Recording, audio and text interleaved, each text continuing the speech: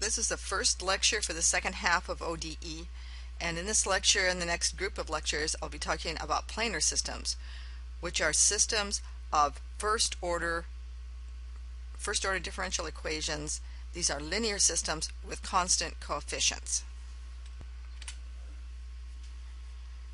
So again, here is a planar system of equations.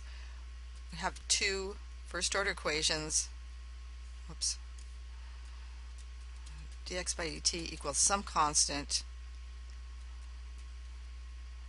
and x is one function, times b times y, which is another function, and then the first derivative of y is c times x of t plus d times y of t, and this is conveniently written in matrix form. A, b, c, and d are constants, and we have two functions, x of t and y of t, that we're considering. Now this is further simplified by writing y, and that would be in bold, is be the vector, and it is a solution vector, x of t, y of t, like this. Now it is rather awkward to write x and y in here and then capital Y out here. So I'm just following the notation in the book. There's another way to do this, make more sense if this was y1 of t and y2 of t. And you can see that this would be good if you had three equations, because then you could just add y3 of t, etc. But for now, this is what it's going to be. Y, capital Y, as a vector, is the solution vector, and the solutions are named x of t and y of t unless they have other names due to the physical problem. So when you put this into the equation, that becomes dy by dt equals A. A is this 2 by 2 coefficient matrix, and again here's the y vector out here.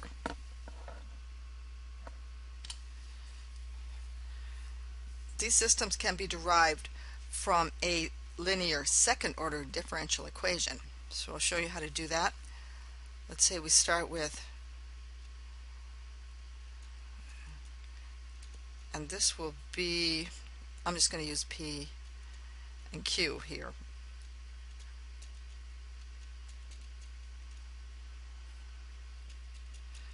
So what is this? This is a linear second order differential equation with constant coefficients. It's very similar to the harmonic oscillator that we did before, and if you had some kind of terms here like damping or gravity divided by the length of a spring or something, you would have physical significance for P and Q. But as it is, we'll just leave P and Q like this. So this would be just like, say, a mechanical oscillator, because S of t is going to be displacement.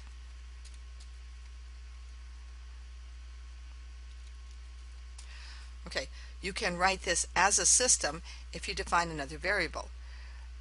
Take the first derivative of S,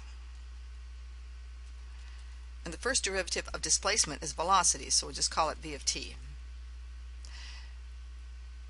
Whoops, that was the first derivative, sorry. So the first derivative of velocity is actually the same as the second derivative of displacement. Right, we're talking about acceleration here, and that would be minus p times ds by t, dt, which is v, and minus q of s. Okay, let me do that again. Okay, start with a second order differential equation.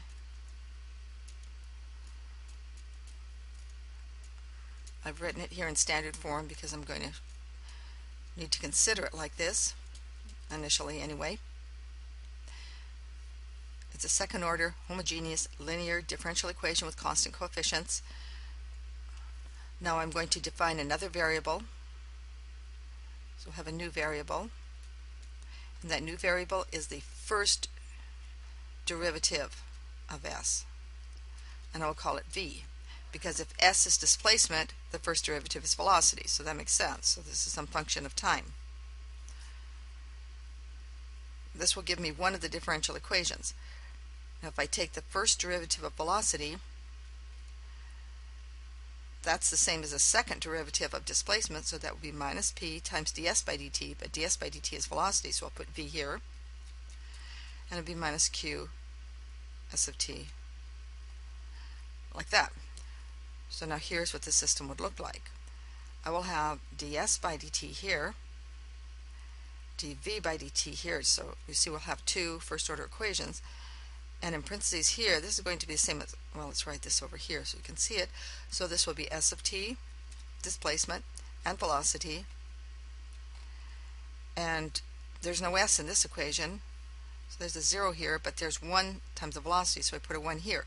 And now when I write for dv by dt, I have minus p times v minus q times s.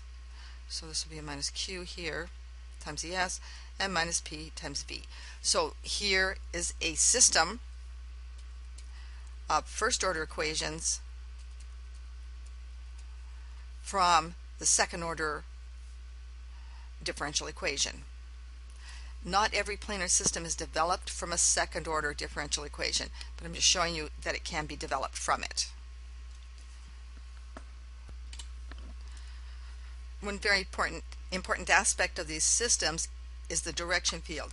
Now there's a difference now between the direction field as it's going to be drawn in this chapter and the direction field that was drawn in chapter 1 for first order equations. And I'm going to spend some time here to get those two straight in your mind so that you don't have to sort of go forward with a misconception and then have to back up and waste time, since obviously we have no time to waste in this class. Okay, so when you have a first order equation, the direction field was drawn better than that in the YT plane. For these planar systems, it's not going to be drawn with t as one of the axes. You'll put an x here and the y here, where your solution vector y was x of t, y of t. Right. So what were the directions? Those little elements here, what were they? They were the slopes. They were dy by dt from the equation. This is from the differential equation. Okay. What are the slopes here? They could look the same, but they are, wrote it right here, dy by dx. dy by dx. They're not right out of the differential equation. In fact, you would have dy by dt over dx by dt, just like you do for any parametric equation, and that's essentially what we're going to work towards. I'm going to show you that's what we've got here for the systems. So this is the first thing to remember.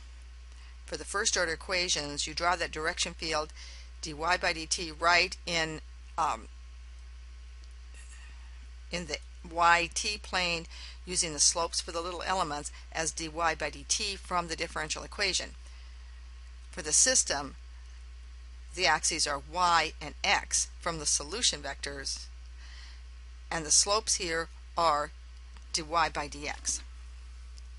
For the example in the previous page where you have displacement and velocity, here be your velocity and here be displacement.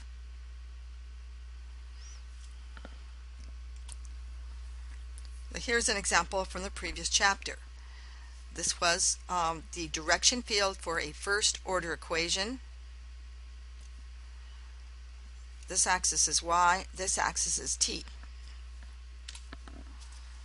The little slopes, their slope is a value of the first order differential equation at that particular point, whatever these points are here. Okay? Then you can draw curves in these, and the curves that you draw on the direction field are the solutions themselves. Here are the solutions. This is an equilibrium solution. Here's an equilibrium solution. Here's another solution that starts, for example, if it started here, and forward time would be going off to infinity, and backward time is coming down towards that equilibrium.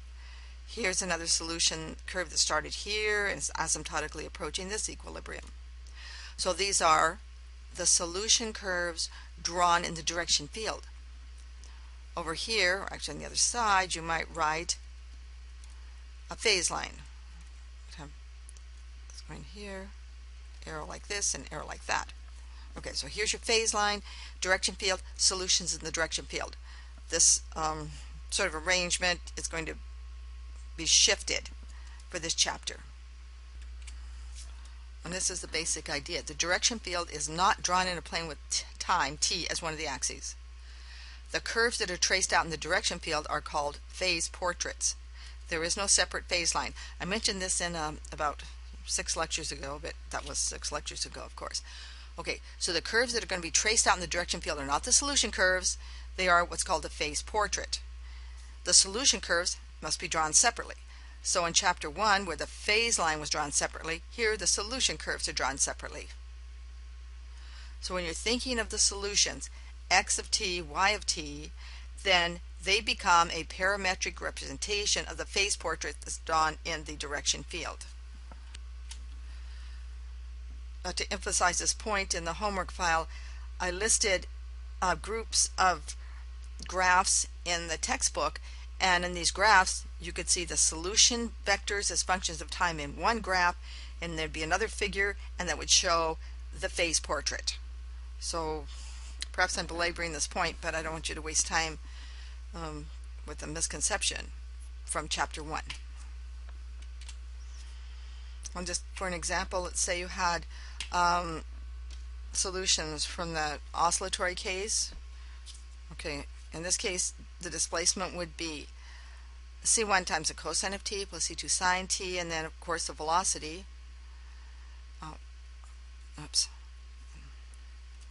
ts by tt equals v. If you remember the system that we put together a couple slides ago. Alright, so here's a velocity, which is just taking the derivative. What are these? These are just sine and cosine waves. Alright, how would you draw that? Well, if you let c1 equal 1 and c2 equals 0, s of t would be cosine, s, and v is a function of time, and velocity would be negative sine, so it would be going,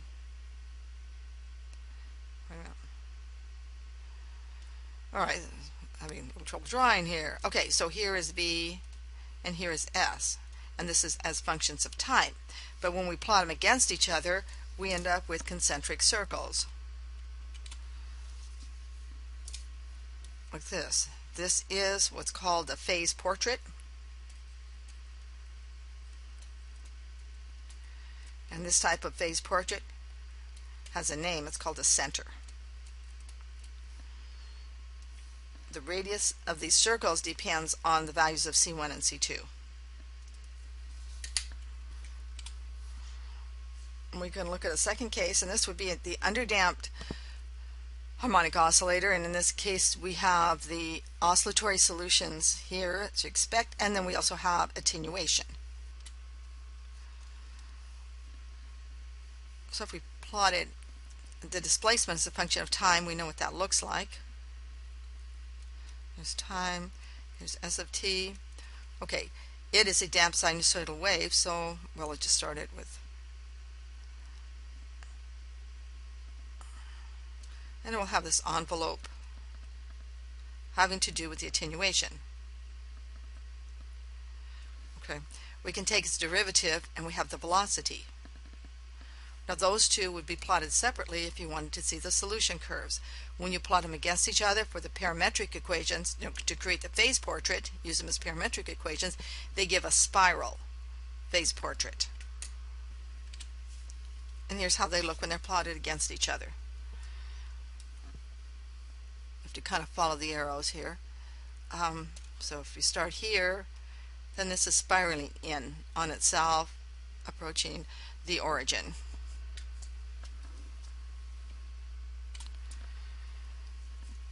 Now if you recall from chapter 1, the solution curves had a sort of patterns to it. There were these horizontal lines that we're talking about the linear ones, of course. These were horizontal lines for the equilibrium solution. The other solutions that started off of equilibrium were either approaching it asymptotically, or they were veering away from it asymptotically and approaching either plus or minus infinity. So it was sort of a pattern, and the pattern was so standard that we could draw the phase line. Now we're going to look in chapter 2 here. We will also see patterns, but they're going to be very different patterns. And the patterns are going to occur with these phase portraits, and they have certain names. We've already seen 2 of them. We saw a center, and we saw a spiral, but here are the others. There's a source, sink, and saddle. There's a ray and a single tangent pattern. The single tangent can be a sink or a source. Then there's a case of the zero eigenvalue, which gives linear patterns.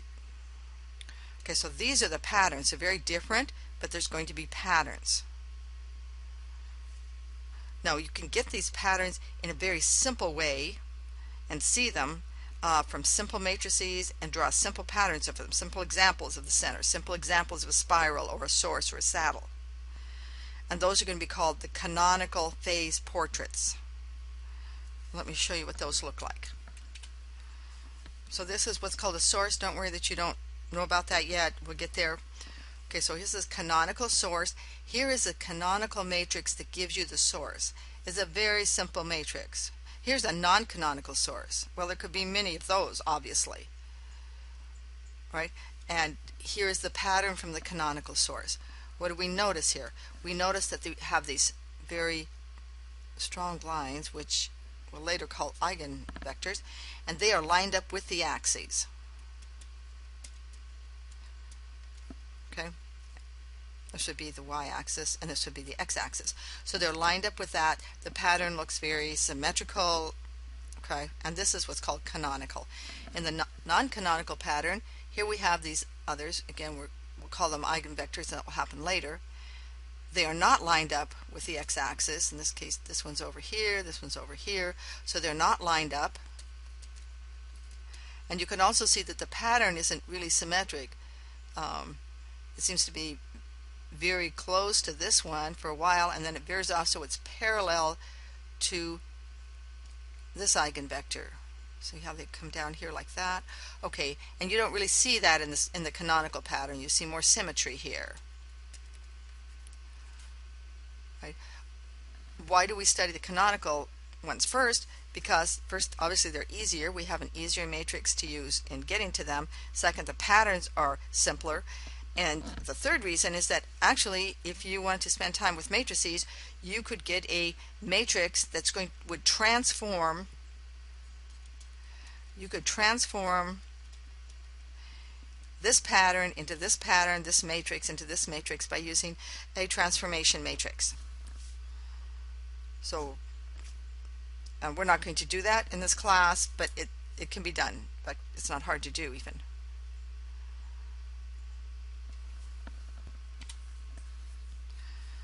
So that's basically the plan here. We're going to look at this at these planar systems, these linear systems with constant coefficients. We're going to develop what's called the characteristic polynomial, which sounds very familiar, and it is. It's very similar to what we got for the harmonic oscillator. And from that, we're going to use very simple matrices to demonstrate all these patterns that I had listed above. And here are the patterns. So far you saw a center, which were those concentric circles. We saw better than that. Saw a spiral, and you saw a source. So we'll work through the other example.